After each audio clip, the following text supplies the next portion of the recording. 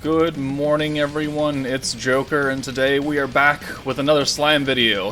And it's actually kind of cooling down in Washington. The temperature is on a downward trend, so in like a week from now it's going to be like 67, which is going to be great, because it's where I want it to be.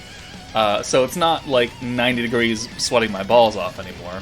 It's still going to be kind of warm, but we're going to have a shirt on, so...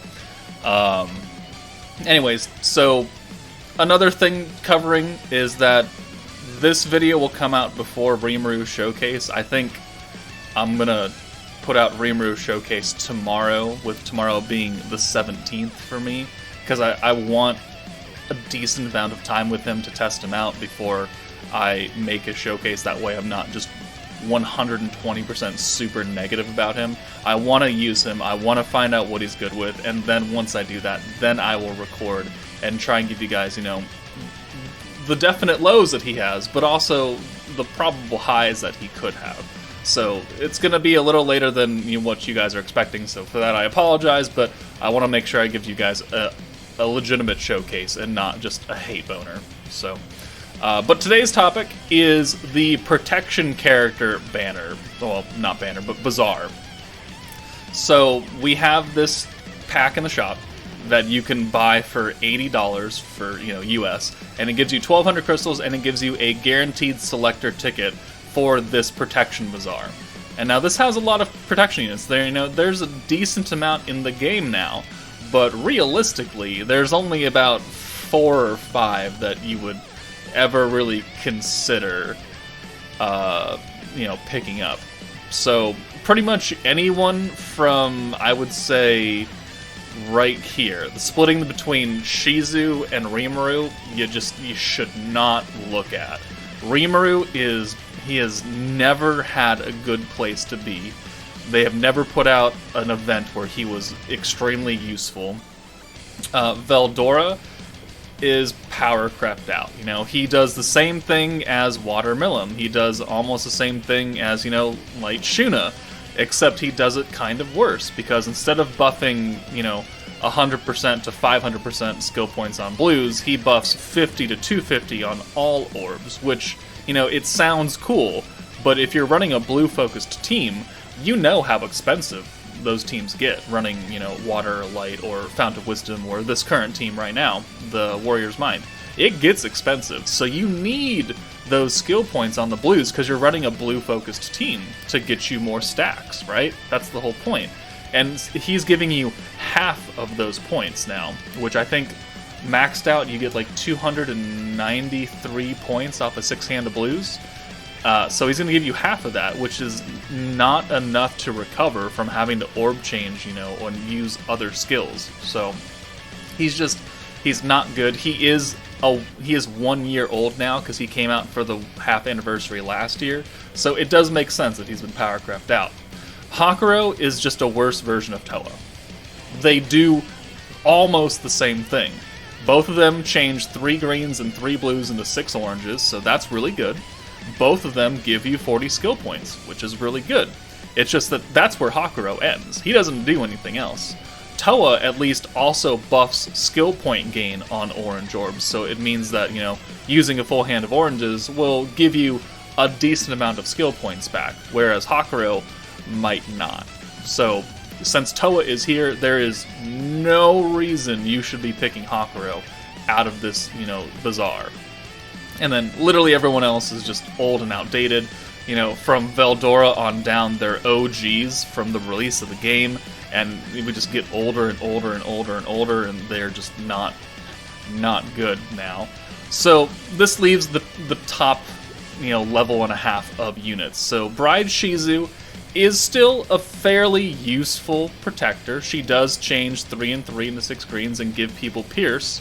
The Pierce is dependent on you using skills, just kind of like how Fantasy Milim is, where the more skills you use, the more crit damage you get. The more skills you use, the higher your Pierce rate goes with Shizu, up to 105% or something, or whatever. You can go higher than that, but once you hit 100, it's guaranteed. But she doesn't raise your skill capital, which is very much a detriment. So the Light 2.0 team was built on low-cost skills, but also being capped out at 100. So she's old, power crept. Not really an excellent choice if you're going to pay $80. Gabiru, same thing. He doesn't even change 3 and 3. He just changes all greens to all blues, which, I mean, sounds cool, but you really like the versatility of doing 3s and 3s, not full hands. So I've never much been a fan of this Gabiru, so that's just me. Milim can still be a solid protector since she is a stacking unit. She stacks for, water attacks, so you have to run a water team, which, as I showed in my showcase video, you can definitely put the fancy Milim underneath this Milim and she'll work fine because she's water. I mean, that can work.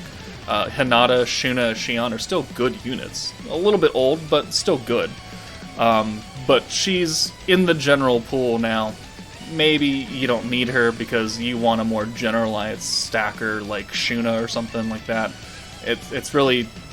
If you have literally everybody else on the top row, then maybe you can pick up Milim. But I wouldn't really go to her number 1. Space Guy, is actually a fairly good unit for Valor Cup. He changes 3 and 3 into 6 greens, just like Shizu, just like Frey. And he gives you 35% ult gauge just automatically. So that's very powerful right there. Especially if you're using Isis to boost green orbs by 50%. So you're getting a lot of good use out of that orb change. And then he also puts an AoE debuff on your enemies for 2 turns. So it means that if you use an AoE ult, you're going to do a little bit extra damage. So he can be really good for Valor Cup.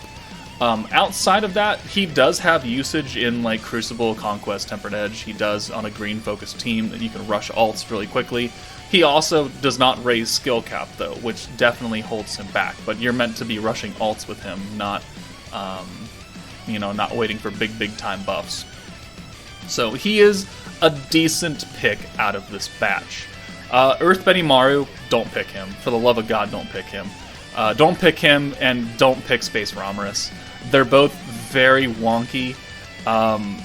They're both very, very specific to their teams. Benimaru is buffing green skill point gain, so cool, but we have Isis. He's giving you counter attacks, which, whoop-de-doo, those don't do too much damage. And he's also resetting skill costs, which is cool, but he also doesn't raise your skill cap. And you know who does raise your skill cap and reset skill costs? Veldora, right next to him. So, Benimaru, very niche protector. The Earth 2.0 team was very defensive oriented, so none of the units there are meant to be like big time nukers. So, don't pick him. Ramirez, her team is a very newish team, right?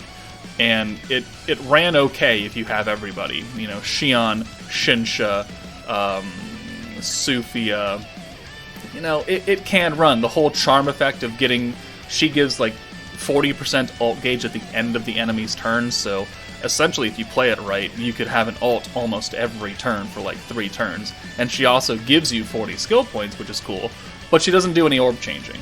You have to rely on other units to do that. So it's an ult-rushy team, just like Guy's an ult-rushy team, but she has more RNG because Guy at least orb changes for you while giving you ult gauge, which is only a little bit less than what she is, but she's giving you more plus like 2 extra turns of it than Guy, so it is kind of there. They're both space, which is ironic, but I don't really suggest picking Ramirez unless you have everybody else on this top row, and then you can pick her. But the top 3 picks, the most important ones out of this, is Toa, Veldora, and Shuna. Shuna being a blue-focused stacking protector that's pretty generic.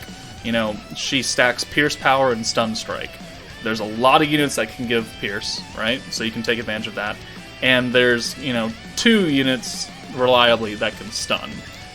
One being Raphael that she came with, and then the other being Octagram Guy, who has shot up the ranks. So she can work, and she's not limited to like only stacking water attack or only stacking space attack, right? She can work in many scenarios that don't nerf your Pierce power.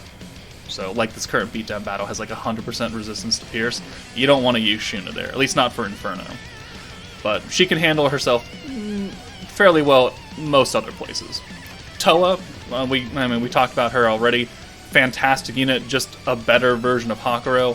3 and 3 orb changing, 40 points, extra skill points on oranges. She will carry you through a lot of content if you're a newer player. A lot of content, because oranges can help you rush ults, which helps you kill people faster. 40 points means that you have a little bit of play as far as what kind of buffs you want to use. If you have 100 skill points and you have a Toa, it's 140. You can do some good things with that. You can definitely do some good things with that. So she's a fantastic pickup for newer player, or an older player that, you know, doesn't have Hakuro, or has Hakuro, but it's like, he's kind of showing his age. Good pickup. And Veldora.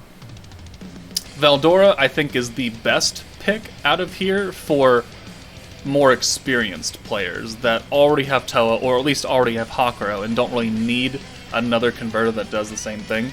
Veldora will make a comeback. You know, we've had 3 physical EX metas in a row, and I personally believe, because they are terrified of what this Veldora is going to do with an EX unit, magic unit, because he is stacking up to 70% additional magic attack, and that is important. And he's also resetting skill costs, which means you can keep your orb changes back at 25, you can keep your other skills at low cost. It's really good. And he's raising your skill cap by 45 points. 45 is the highest. You know, Fount of Wisdom Diablo only does 30. And you can definitely feel that difference between 30 and 40. 40 and 45 is really good, because you know, you got an extra little bump there, and every time you use it, it gets a little higher than what you're normally expecting to. His power was, and still is, worthy of the 1-year anniversary. And that's why I personally have him at level 120, because I'm waiting for the EX magic meta to come out, and he's probably going to be pretty good. The only way that they're going to make him not good is if they give whatever units come out a temporary magic attack buff, because it's going to negate this whole part of him, right? So that's the only way I can see them nerfing it, and it definitely could happen. 100% could happen, and that's how they'll push people away from using Veldora. But other than that, I mean, he is a fantastic unit. So I have him ready at 120, my Toa's at 120. That goes to show how much I value their importance in this game. One is magic, one is physical. So, and then Shuna is down here. I will probably buy that pack and buy Shuna and get her a 96 and then shard her up, because I have 20-ish shards. Yeah, 20. So I'll probably get her to 100, and then I'll work on her. But those are my recommendations for the selector pack if you are inclined to spend. Obviously, if you're not a spender, this video has no importance to you whatsoever, unless you just want to know who's good. But yeah, that's it for me, guys. Take it easy, and I'll see you all later.